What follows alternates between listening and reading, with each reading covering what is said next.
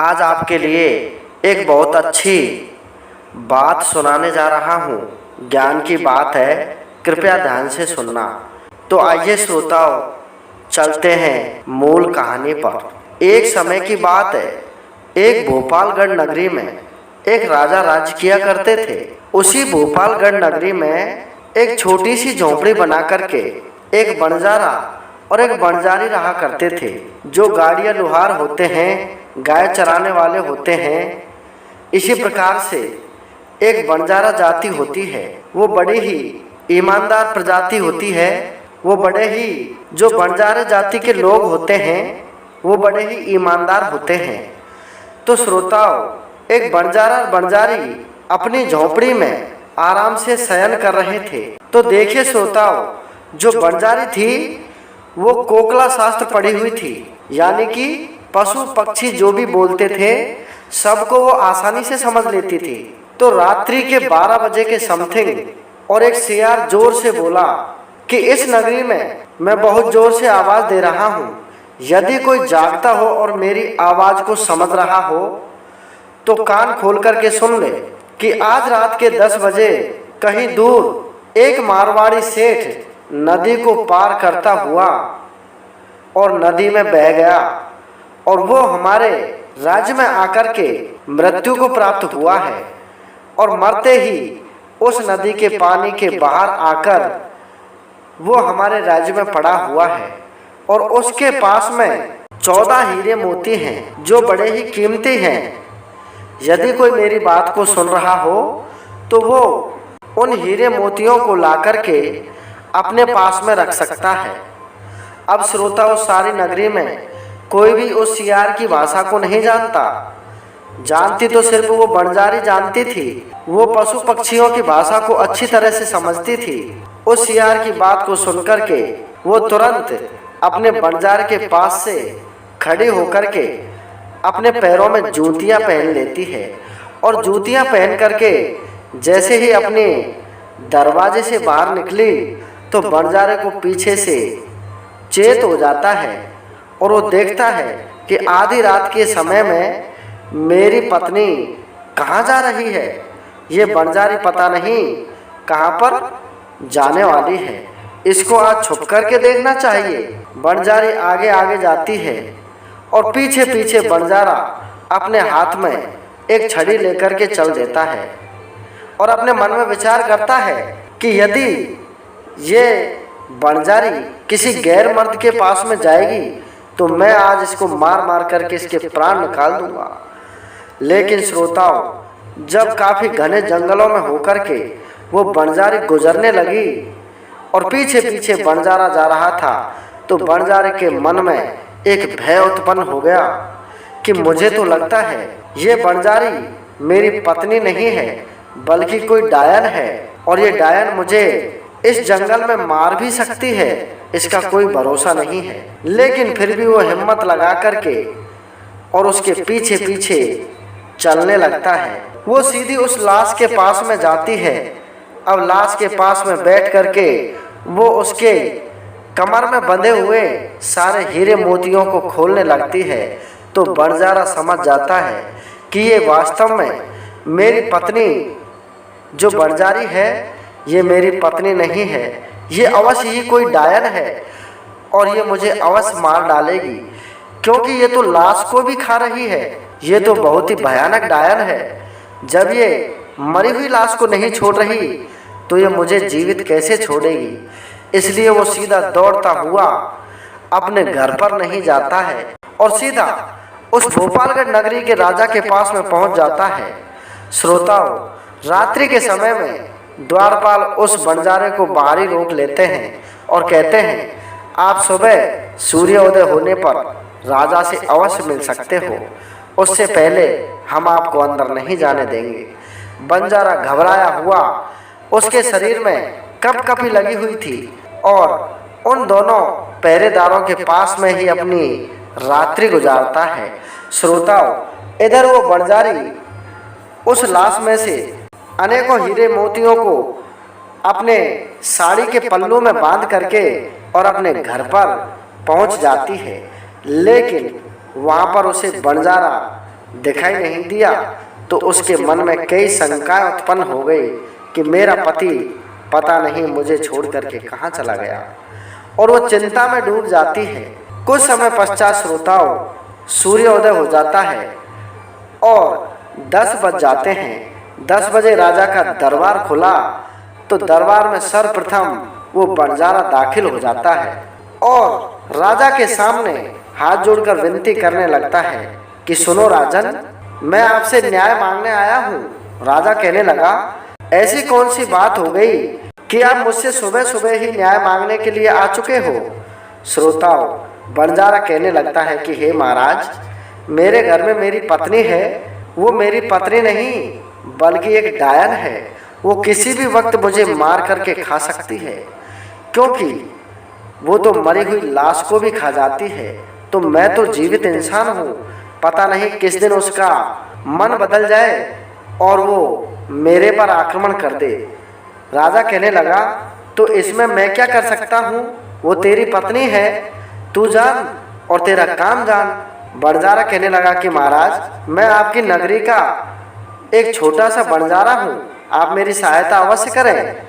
राजा कहने लगा कि मैं किस प्रकार आपकी सहायता कर सकता हूँ। तो बंजारे ने कहा कि हे महाराज, आप मेरी पत्नी को अपने राज्य में बुलवा करके उसे फांसी की सजा दिलवा दो, उसे सूली पर चढ़वा दो, जिससे उसकी मृत्यु हो जाएगी और मेरा जीवन सुखों में गुजरने लगेगा, क्योंकि फिर मैं भयमुक्त हो जाऊंगा। वो डायन से मेरा छुटकारा मिल जाएगा। श्रोताओं, राजा ने कह दिया कि चलो भाई, तुम्हारी पत्नी, मुझे कोई दिक्कत नहीं है, मैं कल की तारीख में उसको फांसी पे चढ़वा दूंगा। दूसरे दिन का वक्त हुआ और वो बंजारा अपने घर पर नहीं जाता है। उधर वो बेचारी बंजारी चिंता में डूबी हुई अपने पति को इधर उधर गलियों में ढूंढने लगती है, और जब कहीं पर भी उसे बंजारा नहीं मिलता है तो थक हार करके वो अपने घर में वापस चली जाती है। तो घर पर जाते वक्त उसने देखा कि उसके घर में पहले से ही 2 राजा के मंत्री खड़े हुए हैं और उस बंजारी से कहने लगते हैं कि सुनो बंजारी, आप यहाँ से चलो, आपको राजा ने दरबार में बुलाया है और आपको फांसी की सजा सुनाई गई है। बंजारी चकित रह जाती है कि मुझे बेमतलब में फांसी की सजा क्यों दी गई है। मुझे ये तो बता दिया होता कि मेरा खोट क्या है, मेरा कसूर क्या है। लेकिन उन मंत्रियों ने कुछ भी नहीं बताया और सीधे उस बंजारी को लेकर के राजा के महलों में पहुंच जाते हैं। श्रोताओं, महलों में जाने के बाद में राजा का एक सिद्धांत होता था। पुराने जमाने में ऐसी ही रीति रिवाजें चलती थी कि राजा किसी भी अपराधी का जिसको फांसी की सजा सुनाई गई हो उसका चेहरा नहीं देखता था, इसलिए उसे कैद खाने में बंद करवा दिया। और कैद खाने में जब बंद करवाया और 2-4 पहरेदार उसके पास में लगा दिए तो वहाँ पर एक कौवा काँव काँव कर रहा था, और कौवे की आवाज़ को सुनकर के वो बंजारी, क्योंकि वो तो कौवे की भाषा को समझ रही थी कि कौवा क्या कहना चाह रहा है, और उससे मीठी मीठी बातें करने लगी। जब उन सभी पहरेदारों ने बंजारी को देखा कि ये कौवे से बहुत मीठी मीठी बातें कर रही हैं, तो राजा के पास में जाकर के वो पहरेदार कहने लगते हैं कि हे राजन, आपकी जेल में जो बंजारी बंद है, जिसे आप डायन बता रहे हैं और उसे फांसी की सजा सुना दी गई है, कुछ समय पश्चात, 1 घंटे पश्चात उसे फांसी दे दी जाएगी। वो तो पता नहीं कौवे से कितनी मीठी मीठी बातें कर रही है और कौवा उससे बातें कर रहा है। राजा को आश्चर्य हुआ कि वो बंजारी ऐसी कैसी डायन है जो पक्षियों से बातें करती है, उसे हमारे सामने पेश किया जाए, हम भी उससे कुछ पूछना चाहते हैं। श्रोताओं, पहरेदार उसे जेल में से निकाल करके राजा के सामने दरबार में खड़ा कर देते हैं।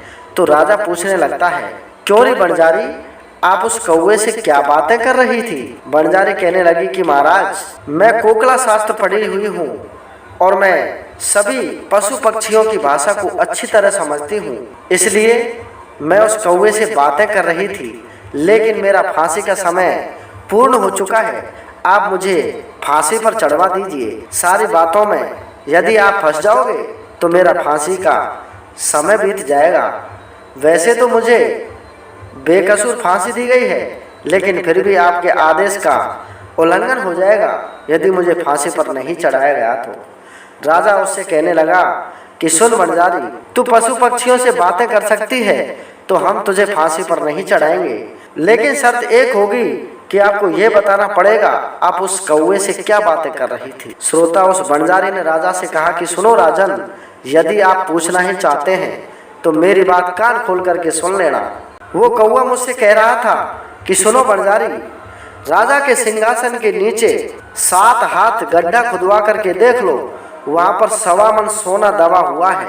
राजा ने जब ऐसी बात सुनी कि कौवा ये बात बता रहा है कि मेरे सिंहासन के नीचे 7 मन सोना दबा हुआ है, यदि ये बात सत्य होती है तो हे बंजारी, हम आपको हमारे दरबार में रखेंगे और आपको तनख्वाह के रूप में धन रुपया पैसा देंगे, और यदि ये बात असत्य हुई, झूठ हुई, तो हम आपको सूली पर तुरंत चढ़वा देंगे।